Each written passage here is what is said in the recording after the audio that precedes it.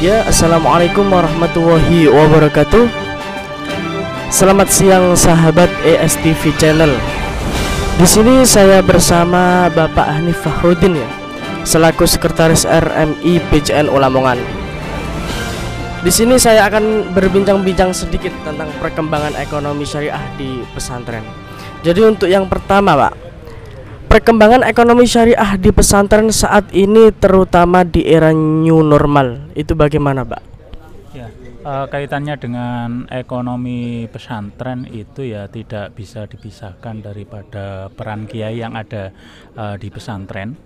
Kita lihat saja pesantren-pesantren yang memajukan kaitannya dengan ekonomi seperti Sidogiri yang ada di Pasuruan dan lain sebagainya, itu kan sangat besar dan sangat sentral.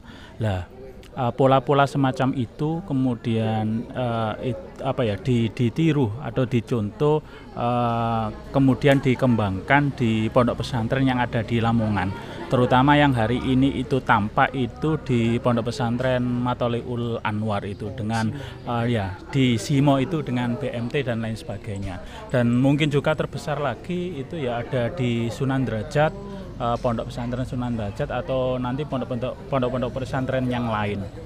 Nah, itu perkembangan itu tidak luput daripada peran pengasuh atau peran kiai yang ada di dalamnya untuk memanajemen dengan baik kaitannya dengan ekonomi Islam atau ekonomi pesantren itu sendiri, gitu loh. Makanya sangat cocok ketika terus kemudian ada perkembangan ekonomi syariah atau ekonomi Islam di perguruan tinggi, terutama yang ada di Universitas Islam Lamongan ataupun universitas yang lain ini.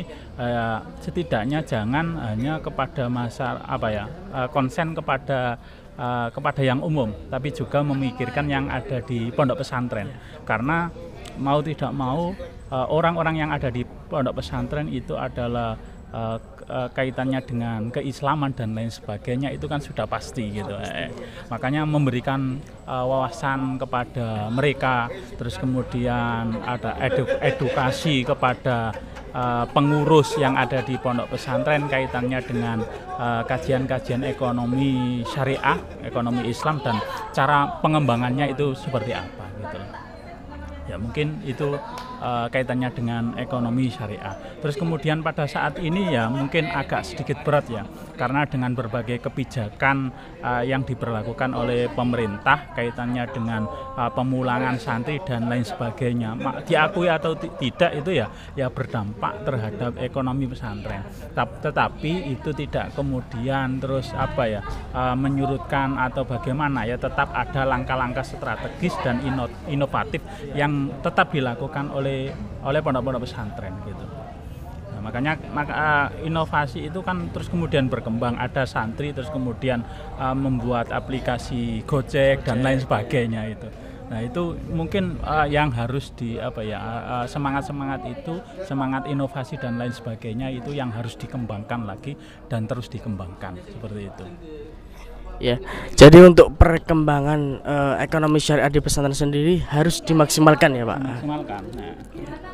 Untuk yang terakhir ini, Pak, harapan dari